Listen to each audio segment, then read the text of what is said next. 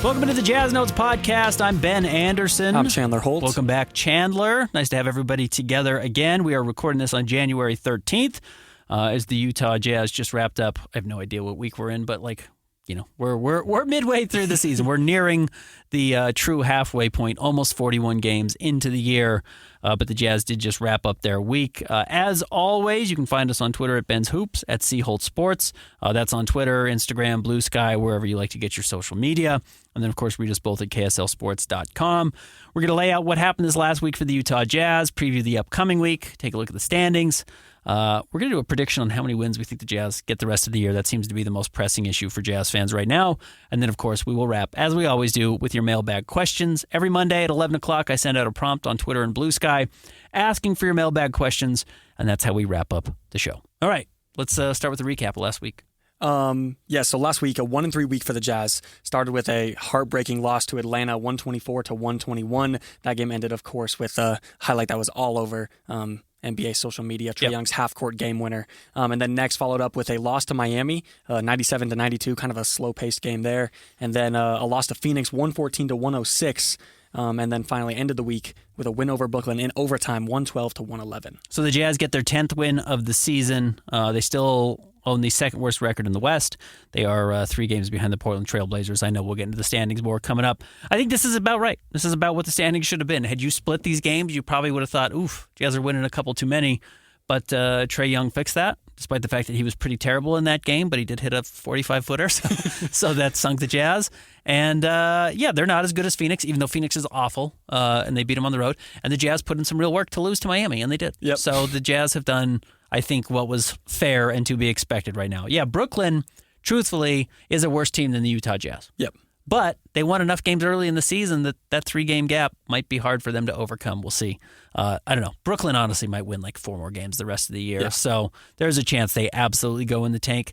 But they also didn't play Cam Johnson. They didn't play Cam Thomas. And they didn't play D'Angelo Russell last night. So, I think D'Angelo will play. I think Cam Thomas will play. They probably trade Cam Johnson. But if they trade Cam Johnson, they're probably getting stuff back. And those guys might play. So I'm not totally ruling out Brooklyn's opportunity to win games the rest of the year.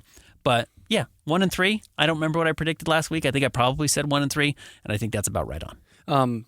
The Brooklyn game was really interesting. Just looking at the stat sheet, right? Jazz shoot 44% and 39%. The Nets shoot 42% and 25%. Similar shooting from the field. Mm-hmm. Of course, the Nets shoot much worse from 3, but the Jazz had 20 less points in the paint, 13 less rebounds, and 9 less offensive rebounds, but they still end up winning in overtime. So I think it really just came down to the 3-point shooting in that game. But yeah, Markkanen, when he was playing, of course, he didn't play last night against Brooklyn, but every single game this week he was the leading scorer, so getting back in his stride a little bit. And also Sexton has been the clear number 2 in the past week as well. Yeah, John Collins has been out. A lot of guys are out. Bryce Sensabaugh had the big games over the weekend, last weekend against Miami and Orlando, and he's been sick, and there's a thing going around the NBA in general. So he'll get it back. He'll be fine. But I worry that everyone else on the team's going to get sick. Actually sick or not, but guys around the league are getting sick, and I wouldn't be surprised if that's what Bryce had. And even if he didn't, the Jazz will run into somebody who was sick, and they will get that back. Yeah, and it will start to circulate around the team. So, anyways, what's coming up this week? Yeah, next week preview. We will get into this when we talk about the standings, but this could be a very important week for the Jazz in terms of NBA standings and lottery odds.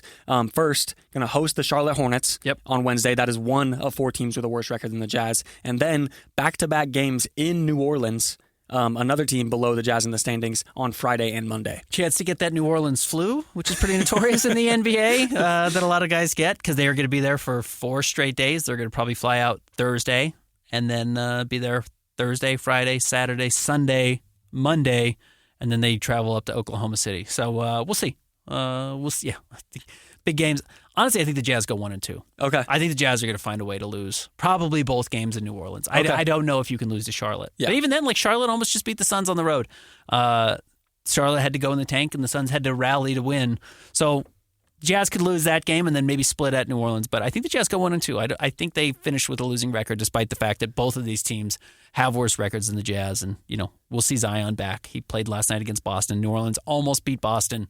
Trey Murphy's playing really well. So New Orleans isn't awesome, but they are certainly better than they were to start the year. I also see a 1-2 week. I don't know if it's going to be the game where the Hornets are coming into town or just one of the 2 road games in New Orleans. But if the Jazz are hoping for lottery odds, an 0-3 week would be huge. Like I said, let's get into that. Standings update. The Jazz right now, 10-28, like we said. 14th in the West, 26th overall. They are 3 games from New Orleans in the 15th seed, and then 3.5 games from the Wizards, who are the worst team in the NBA right now.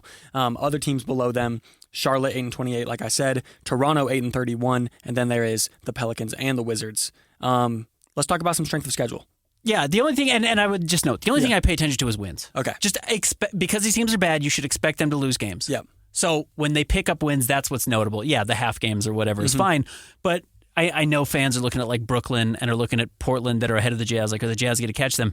Remember, the Jazz are closer to having the second fewest wins in the NBA than they are to catch Portland and Brooklyn, who both are sitting at 13 wins. The Jazz are 2 wins ahead of Charlotte, Toronto, and New Orleans, and 3 wins back of Portland and Brooklyn. So I think those teams will probably continue to win 1 game every couple of weeks. So will the Jazz, and so it's going to be hard to catch up.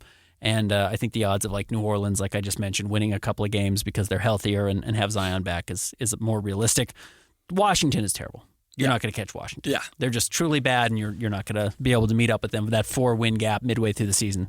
Probably feels like a lot. Jazz almost have twice as many wins as they do, and the Jazz only have 10 wins. Strength of schedule is really important. The rest of the way. Generally, when you're a terrible team, you have the toughest strength of schedule remaining because everybody's better than you, right? You don't get to play yourself, so that game gets eliminated. Actually, that's kind of not where we are midway through the season, which is surprising. The Jazz have 44 games left. According to Tankathon.com, they have the 13th toughest schedule remaining. Remember, ideally, if you're a Jazz fan and you're rooting for losses, the tougher the schedule, the better. So the fact that they're in the top half of most difficult games remaining is really good. Now, they have winnable games against Washington, 2 of them. 3 games against New Orleans. They'll play 2 of them this weekend. 2 games against Toronto, which are big. They will play those after the trade deadline, and they still have not played Charlotte. So a lot of games there. And I guess the fear is if you're a Jazz fan, they're going to win those games. Yeah. And if they sweep all of those, the Jazz would finish with 15. That'd be 19 wins right there. And, of course, they would gain a game in every single one of those on the teams they're playing. Even then, that's only 19 wins on the season. Yep. I think it's really important to remember, and again, we can talk about this more because we're going to do our predictions for how many wins the Jazz have the rest of the season. Like, go back through every final standings in the NBA over the last 5 years. Even the Victor Wembanyama year, the top years when teams are truly tanking, everyone has 19 or 20 wins. Like, you finish in the teens, you're a historically bad team. Like, there aren't going to be 5 teams this year that finish with 16, 17, and 18 wins. Like, maybe Washington finishes with 17, 16. Everyone else will give you right there 20, 21, 23. You're going to see a lot more of that. So I think a lot of Jazz fans who are like, is 20 too many? It's like, no, 20 is just fine. Yeah. And we'll figure out if they can actually get there or not. But so, yes, the Jazz have the 13th most difficult strength of schedule remaining. That's going to be hard. But you look at the teams who have the easiest strength of schedule. This is great if you're a Jazz fan wanting to see other teams win. Because Toronto, who has 8 wins on the season, has the easiest schedule remaining. They play Washington 4 more times. They play New Orleans 1 more time. They play Charlotte 2 more times. Like, that's the great thing about these Eastern. They play Brooklyn 2 more times. These Eastern Conference teams have to play each other. The Jazz don't play them. I mean, I know we just went through the list of who they play, but like, they don't play them 4 times. Toronto having to play Washington 4 times is hilarious. Washington has the second easiest schedule remaining because they play Toronto 4 times. So, like, because it's a zero-sum game and one team has to win and one team has to lose, bake those in already to the standings. Like, that's already a leg up for the Jazz. Those teams have to play and win. Charlotte, who has also has 8 wins, also a worse record than the Jazz, they have the 4th easiest schedule remaining. They have to play Washington twice, New Orleans twice, the Jazz twice, Toronto twice, Brooklyn 3 times. Again, like, they play Portland 2 times. All these teams that are right around the Jazz have to play each other. Yep. And it's not like they've all gotten those out of the way early in the year. They haven't. Those games are coming up. So that's a really good sign for the Jazz. If you've like panicked and you think the Jazz are winning too many games, those teams all having to play each other is a really good sign. And again, the Jazz do have to play them too. But ideally, you control your ability to lose those games. The nice thing is, if you control your ability to lose those games and you throw half of them, that's only 5 wins. Like, you go 5-5 in that 10. I think that's somewhat realistic. Great. You've got 5 more wins. And then those teams have to beat other teams because they're going to play each other. So, like, that's how I think you make up room in the standings and why I really, if I were a Jazz fan, I would not be panicking. So we went through those 3 teams. Other teams to keep an eye on who are right around the Jazz in the standings. Brooklyn, They have the 21st easiest schedule remaining, or I should say actually that's the 10th easiest schedule remaining, 9th easiest schedule remaining.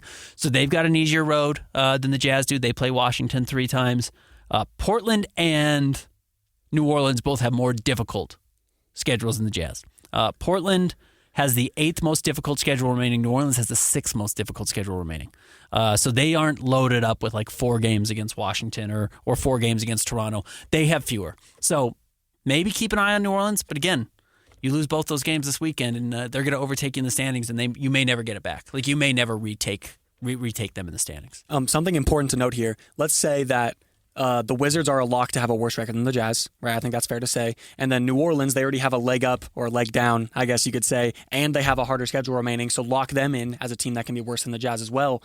But for lottery odds, you only have to be one of the 3 worst, and you have the same exact chance at the number 1 pick. Right. So, and if you have the 4th worst record, again, I talked about this a little bit, the difference between the top 4 picks and the teams that finish with the worst 3 is total 4%. Yeah. Total. Not 4% at the first, 4% at the second, not 16%. 4% total, 1% difference on the top 4 picks. So yeah, if you finish with the top 4, you're really fine. Even 5th, you have a 9% different chance of finishing in the top. You know what I mean? Like yes. A 1 in 10 difference of finishing in the top 4 selections. Now again, the difference there is if teams jump you, you move back further. It changes how far you can backslide. And you could end up drafting 7th or 8th, the same way the Jazz finished with the 8th worst record last year and drafted 10th because they got leapt by 2 teams. You don't want that to happen. But yeah, if you finish 1, 2, 3, 4, really your odds of where you're going to pick are almost identical.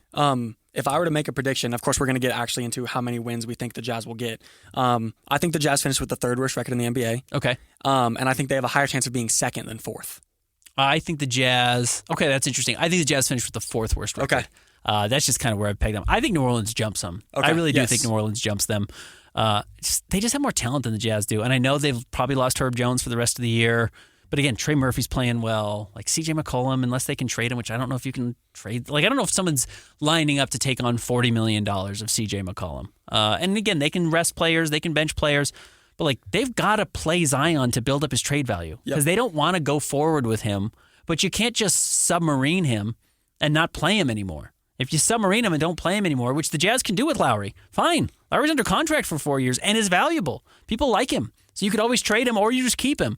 They got to get off of Zion, but you can't get rid of Zion unless you build up his value or you waive him. And I don't think they want to just waive him. And so there's reason for them to actually be a little bit better than the Jazz. And another thing is I feel like the Jazz have been dealing with injuries all season long. At noon yesterday, the Jazz had 8 people on the injury report. Yeah, it's crazy. So, and I feel like, of course, that's a bit exaggerated than usually is, but I feel like always there is a handful of names on there. Yep. So that's something to keep an eye out. Okay.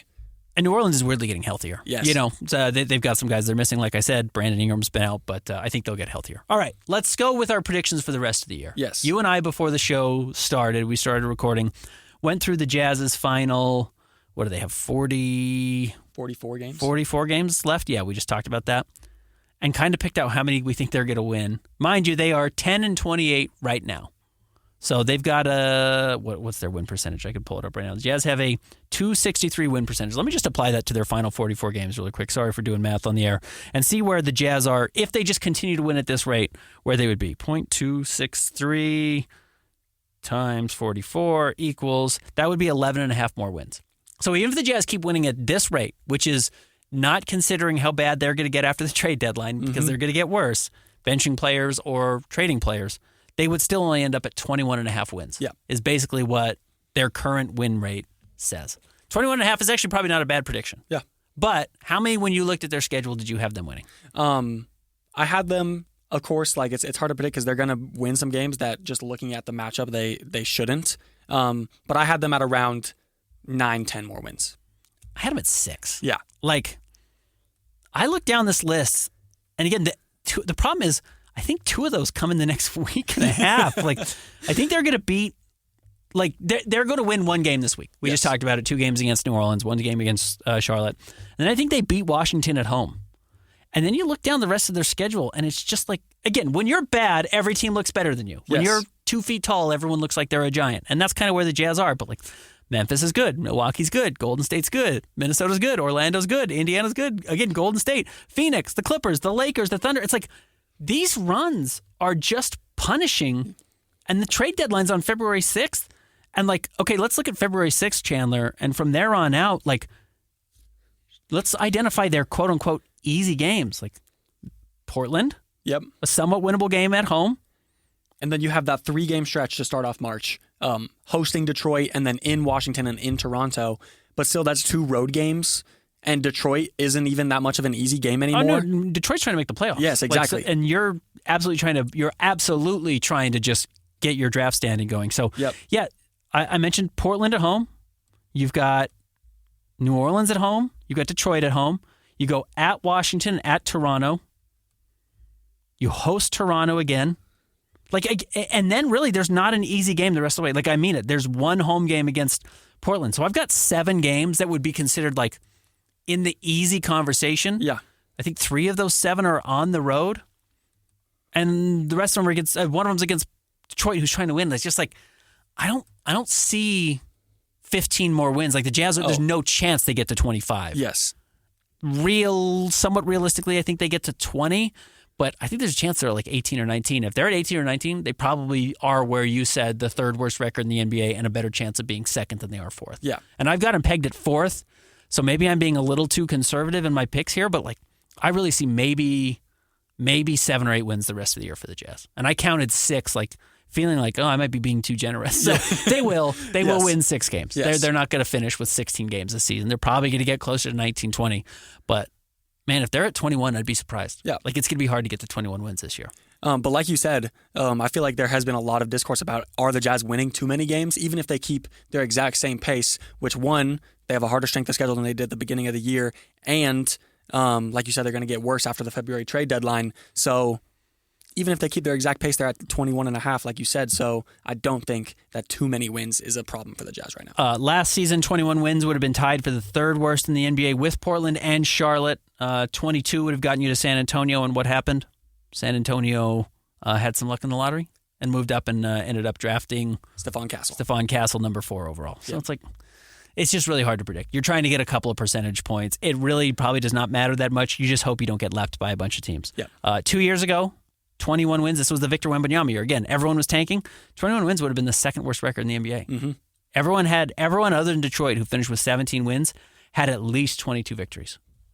So where the Jazz are looking at, again, even if they stay on pace and get to 21.5 wins, most years that's probably the 2nd worst record in the NBA. So if you're a Jazz fan, everything we've talked about, I certainly wouldn't panic. All right, let's take a break. When we come back, we'll get to your mailbag questions. Stick around. More Jazz Notes coming up next.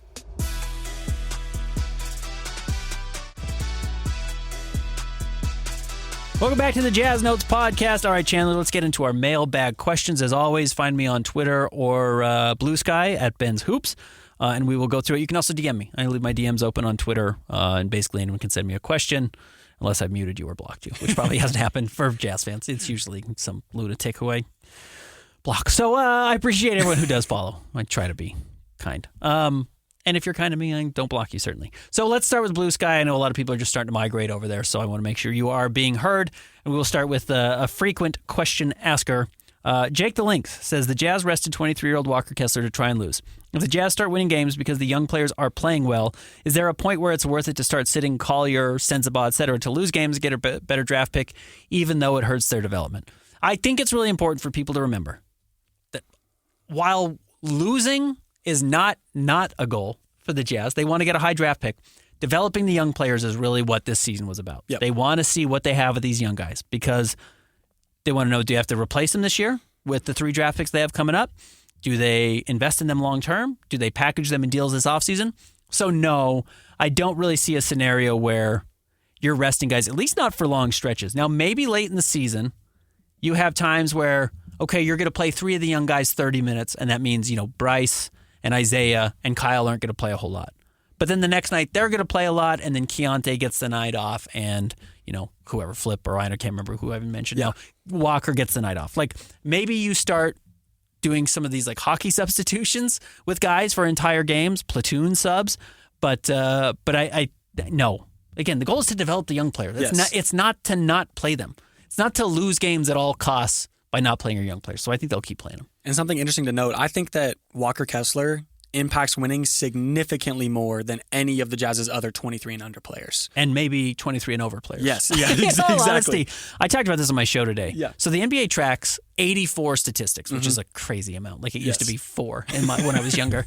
It tracked 84. So it's all your basic stats, per game stats, blocks, rebounds, assists, steals, whatever. Now it does offensive rebound percentage and yada, yada, yada. Of the 84, they track the top 20, or you can find the easy list on Basketball Reference top 20. Walker Kessler is in the top 20 of 22 of them. Wow. Like more than a quarter. And of course, that means it's every block percentage, every rebound, every offensive rebound, every defensive rebound. But he also leads the NBA in field goal percentage. Like Walker's having a crazy year. Yes. Walker's playing out of his mind and is like becoming a Rudy Gobert clone that I know was the conversation 2 years ago, and it was kind of the meme of like, Jazz already have a player better than Rudy and he's not getting $50 million like Rudy was. It's like, no, he actually is better Rudy than Rudy now. He is a better player right now than Rudy Gobert. He's having a better season than Rudy is, and I get he's not doing it on a team that's winning games, but imagine if he had that much more talent around him. Yep. Maybe he would be even better. So Walker's having a great year. So maybe you have to rest him a little bit here and there like they did last night.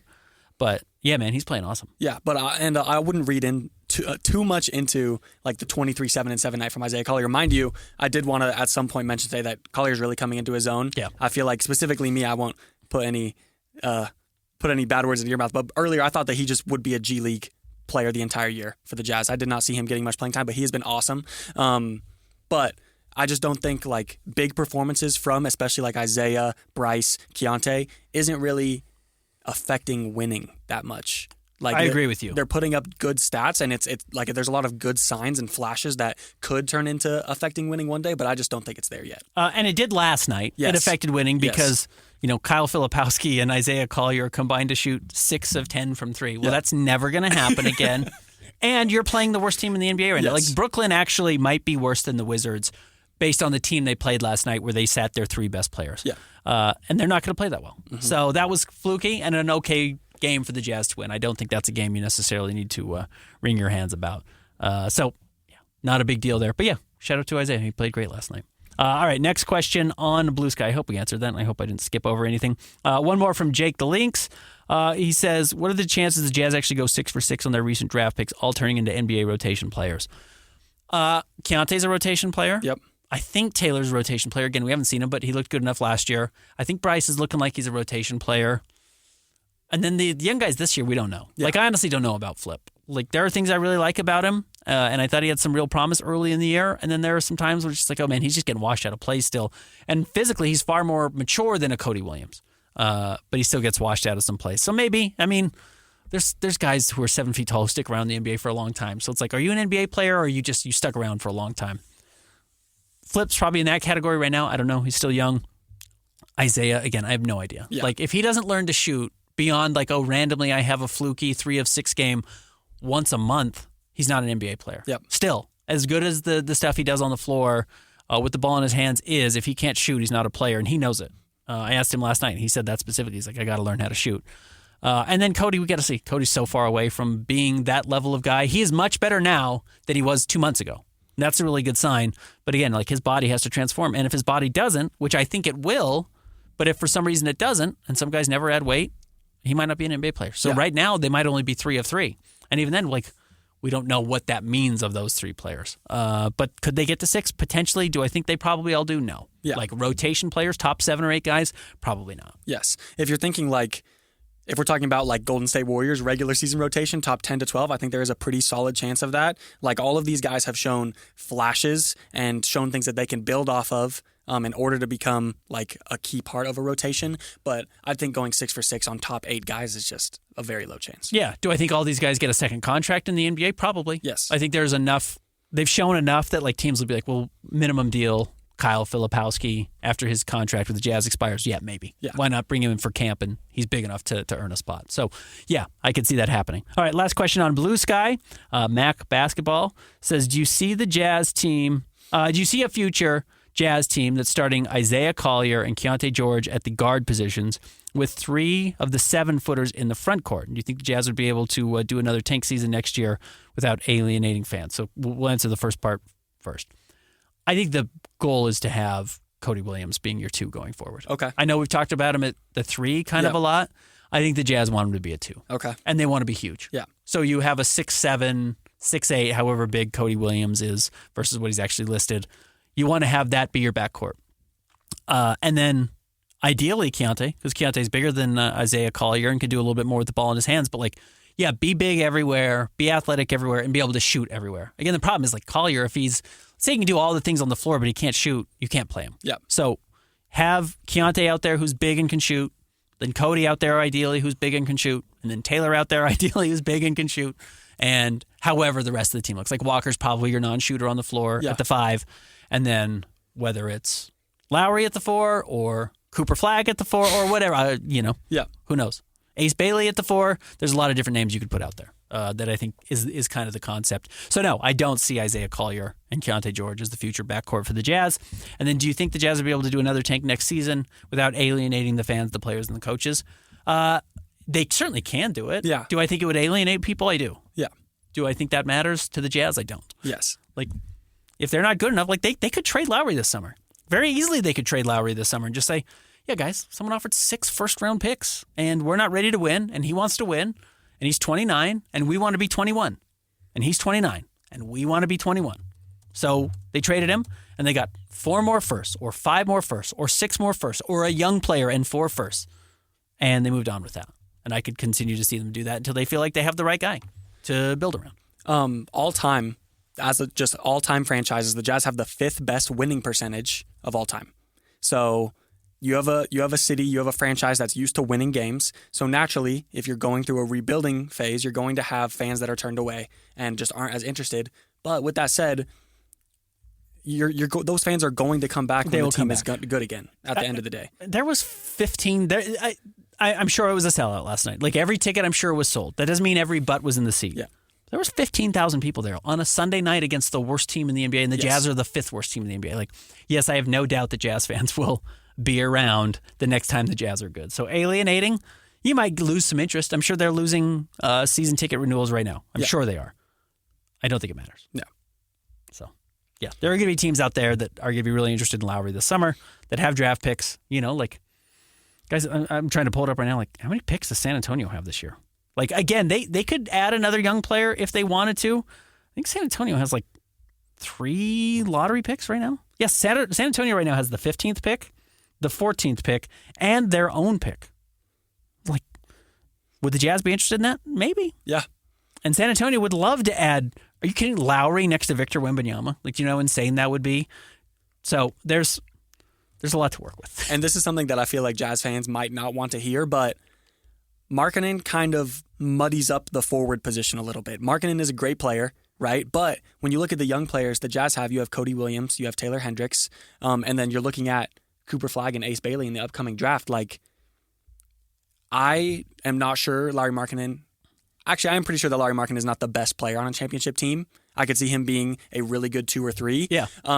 So why not open up that forward position? And then you also have so much more freedom with all of your other young players. By the way, the pick I was looking for is the Bulls owe their pick to San Antonio if it's outside of the top 10. Okay. So, it could be if they go to number 11, it would go to San Antonio. And then San Antonio has 11, 14, and 15. It's they probably don't want to make all those picks. Yep. And they're going to be calling around to see, because they're ready to win. They're a 500 team right now, and they're going to be ready to take a step forward. And you don't want to make Victor wait too long to win. Yes. And they're too good right now to tank.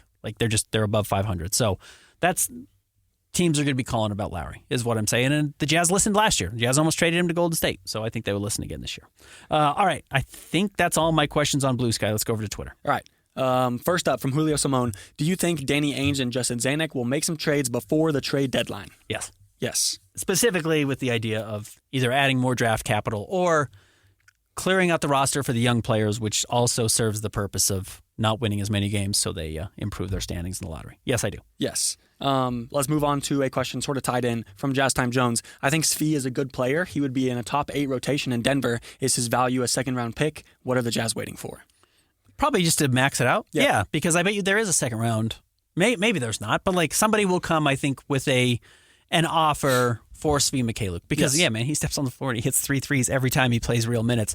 And every team in the NBA can use a shooter. In fact, again, I've talked about them a lot, but the idea of trading Svi and Drew Eubanks together makes a lot of sense. And Denver's like a perfect team. The problem is Denver really doesn't have anything to send back. And I know I had mentioned like Zeke Najee. Now Zeke Najee's terrible. And he has so many years left on his contract. Like, that's untenable. But like, could Oklahoma City use a guy like that? Sure. Absolutely. I was looking at, it's kind of funny. Ousmane Dieng, who is a former lottery pick, who's probably a little bit of a bust right now in Oklahoma City, but is getting no opportunity to play because he's 21 and he's not as good as a team that's competing for a championship.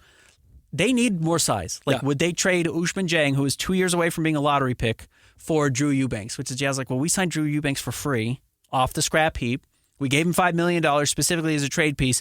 Is that enough to get a flyer on a guy who's a former lottery pick who might just be out of the NBA, but at least you get to like see him for 3 months and get him in your system and play the G League and see if he can play on your regular season team. And worst case scenario, he helps you lose games. Yes. And best case scenario, he might be a guy that's worth investing in long term. So there's just like things around like that are possible. But yeah, I bet you they've probably got some offers on the table for some of these guys, and they say, we're going to see what comes along. We're going to see if there's something that's sweeter for us, that we care about more, and we'll pull the trigger before February 6th. But it'll get done, I would imagine. And I think both Drew Eubanks and Svi are very likely and probably the most likely candidates to get traded. Next up from Todd Crow, how much is our winning games related to Keontae not playing? When Collier starts and Keontae isn't playing, I think, oh no, we may win tonight. Let me look at Keontae's games that he has played and Keontae's games that he has not played, because I think there is probably a pattern here, which is I bet you Keontae doesn't play games that are quote unquote winnable, because the Jazz want to make sure he's not on the floor and accidentally wins you a game. Mm-hmm. So the games he hasn't played this year, at San Antonio, he got hurt against Milwaukee. He legitimately hurt his ankle, so that doesn't count. Okay, at Brooklyn. Is Brooklyn a winnable game for the Jazz? Yep. Keontae doesn't play. Okay, at Cleveland, not a winnable game, but he is hurt in this section. At Portland, winnable game for the Jazz? Home against Philly, winnable game for the Jazz? Yeah, they're during that part of the year. He doesn't play. Okay, they beat at Orlando. Did you see who was on that Orlando team? Was that a winnable game? Yeah. Atlanta at home? Yep. Miami, maybe not. But again, I think Keontae is actually hurt. Like, his heel's actually hurt. At Phoenix, maybe not. But like Brooklyn last night, Jazz can win those games. So like, the games he hasn't played are games that I think the Jazz say, ooh, if we're fully healthy, we're going to win this game. Mm-hmm. So let's not be fully healthy. And Keontae's an easy person to pull off the floor because he's a starter. Yep. The same way, I bet if you were to look at the games Lowry has missed, probably coincide with like the winnable game. Yes. So I think that's more of what it is. So why are the Jazz winning games when Keontae doesn't play and Collier does? Because the Jazz are playing worse opponents, which is why they're not playing Keontae to make sure that they're not winning games. By the way, games that Keontae has not played, I'm trying to do this off the top of my head really quickly. The Jazz they beat San Antonio. That's 1 win. They beat Brooklyn. That's 2 wins. They lost their next 3, so they're 2-3. They beat Orlando, so they're 3-3. They lost their next 3, so they're 3-6, and then they won last night, so they're 4-6 in games. So yeah, they have a much better winning percentage, but again, like we mentioned, it's mostly against teams that are winnable games. Yeah. The Jazz probably beat Atlanta in regulation if Keontae plays. Yeah. In all honesty, there's a weird thing. Like, some people are really down on. I'm not anywhere near as down on Keontae as a lot of people seem to be. Like, I think he's actually playing pretty well, and I know he's had injuries and kind of been up and down in between those games. But the things he's doing that he did wrong last year, he's improved on a lot, and I think I'm seeing it when he's on the floor. Another one from Todd Crow. Last year, I thought Lowry was a legit top 10 to 12 player. This year, around 30-ish. What happened? Can we hear your argument that Colin is better? Why does he play the least amount of the starters?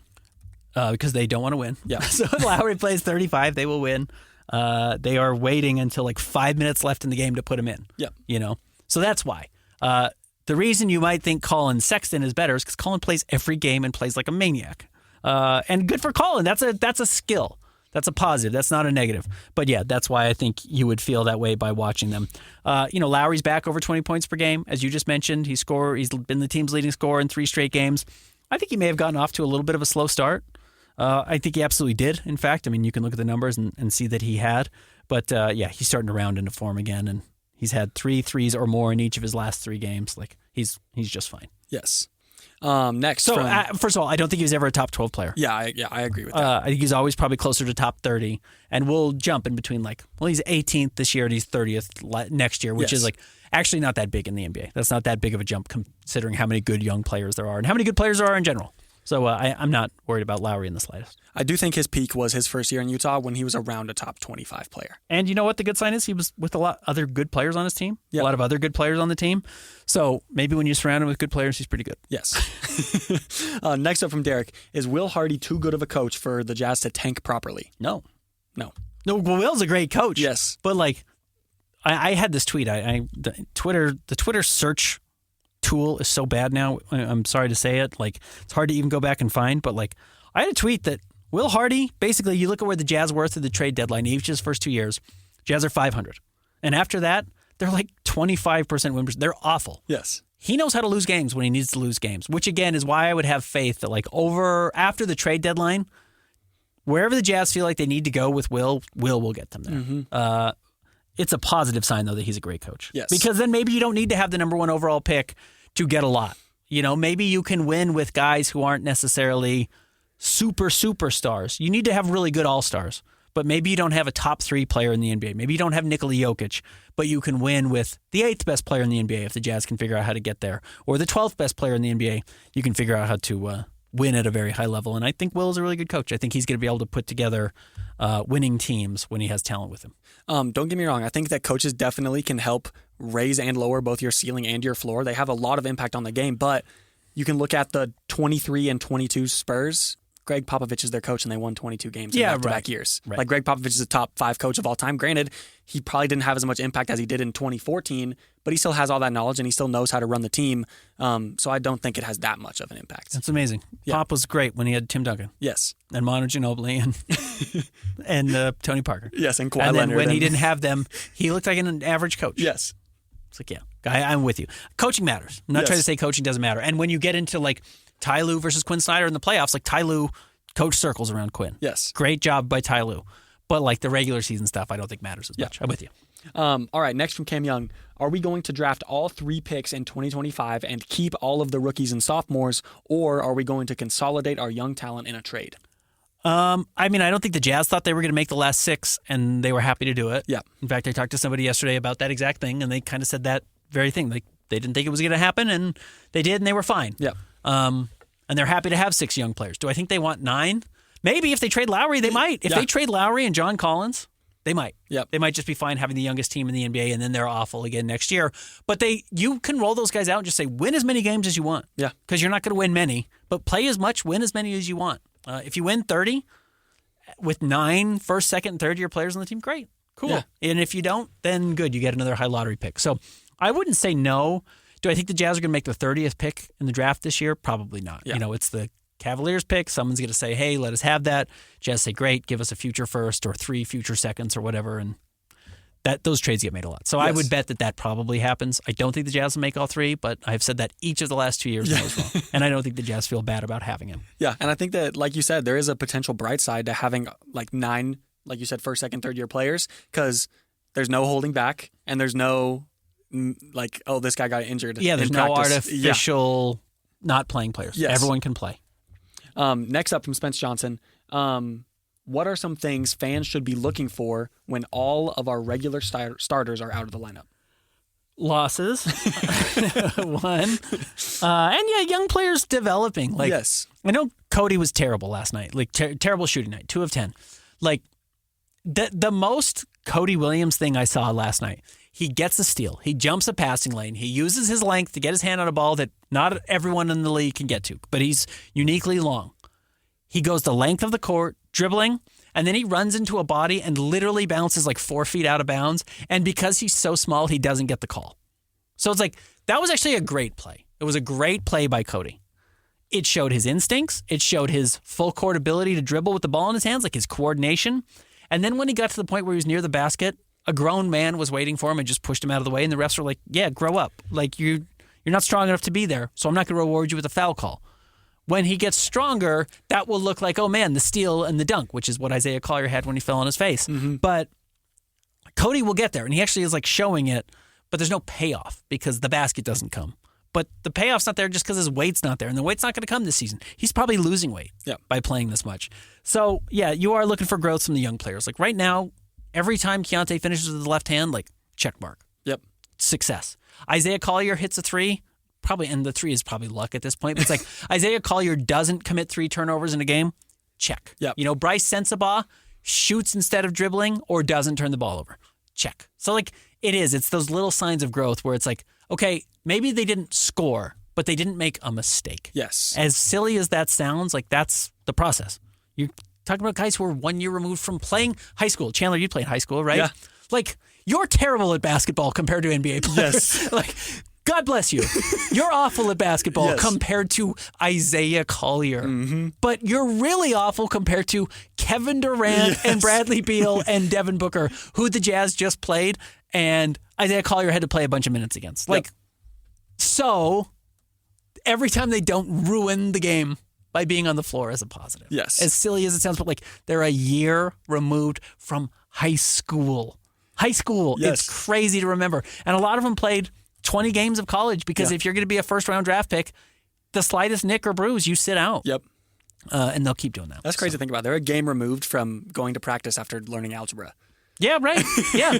Yeah. Sorry, coach. I had a 2.9. I didn't qualify for the team or whatever it was. Yes. Like, or I don't want to go to practice today. I've got to study tonight. Like, they're not far removed from that. All right, 2 more questions. First, from Brandon Brinton, 1 to 10 scale of likelihood of each current player being on the roster in 5-ish years. 0. I think for most players, it's a 1 or a 2. Like, in all likelihood. And that's every team in the NBA. Yes. Like, in all honesty, like 5 years is... What do you think Jokic's chances of being on the Nuggets are in 5 years? Like I feel like... A 4? Yeah, I was going to say, like, it's between a 4 and a 6. Luka? Yep. Maybe a 4? Same thing. You know, Shea? 4? 5? I feel like the only player who you can argue, like, is a 10 and has a really solid argument for being a 10 is Victor Wembanyama. Victor Wembanyama. Yes. No question about it. Yeah. He is the highest. Yeah. And he could demand a trade at any time. I mean, remember last year, we probably would have said Ant, Minnesota Timberwolves, 9. Yeah, but now it's... Where is he now? Yeah, like it's a 6. Oh, that team hates each other. Yeah. Everyone on that team hates each other. They don't want to play with Julius. Yeah. Rudy is owed $80 million over the next 2 seasons and is not unplayable, but like is not the player he once was. Mike Conley's not an NBA player anymore. It's like, yeah, it falls apart quick. You know what's even crazy? I would even say that, like, Zachary Rizache and Alex Sarr, maybe like a 6 or a 7. Maybe. You know what I'm saying? Like, they're on their rookie deal, so they're guaranteed to be there for a little bit of time, and then a lot of guys just re-sign, but you never know in today's NBA. No, you can trade guys on their rookie contract, whether the first pick or the second pick. Who cares? Yeah. Yeah, it just doesn't matter anymore. And the right guy comes along, like, good, you had a number 1 pick to trade them, to get the right guy. You think the Lakers regret drafting Brandon Ingram number 2? No, he turned into Anthony Davis and they won a title. Like, great. Who cares that they traded Brandon Ingram and he wasn't that good? Like, it turned into Anthony Davis. That's how you got to look at some of this stuff. All right, last question from John. At what point do you think the Jazz cut short the rebuild by trading for a star with future assets and young players? Any chance of tanking 25 and 26, then trading for someone big to leap to contender status in 2027? Sure. Yeah. There's a chance of that. Again, we were just talking about with Anthony Davis. Again, I was talking to somebody last night, and I was talking to them about, I literally asked this. I said, do you feel different about draft picks than you may have a couple of years ago? And they said, no, it's currency. So as much as we're like, are they going to make all 3 picks? Or like, where's Cooper Flagg? Or who's going to be available at 14? And it's like, it's currency. It's just money they have in the bank right now. And however they decide to use it, they're happy to have it. But you're better off having money than feeling leveraged and like, I either don't have picks or I have to use picks to get off my bad players. The nice thing is the Jets really don't have that at all. And if there was one guy who may have thought that about in the offseason, it was John Collins. And he has probably at least neutral trade value. Yes. Like, you could take back another $25 million player for John and not have to tack something on to get rid of him. Yes. Like, you could trade John for an expiring contract this year, and someone would probably be happy to take it. Yep. Best case scenario, you get an asset back, a young player or a draft pick. But worst case scenario, if you just wanted to get off his deal, you probably could. So they don't have any negative options, any negative deals, and they've just got all these draft picks coming forward, and they can probably get more. Yes. It's fine. It's fine. It's not great. They're not winning a championship. I don't know how they get to a championship. I don't know how anyone gets to a championship, in all honesty. I'm starting to think more and more like championships are purely circumstantial. Yes. It's just like, oh, well, we played and they got hurt, and it was great for us. We won a championship because that team was banged up, and that was really beneficial.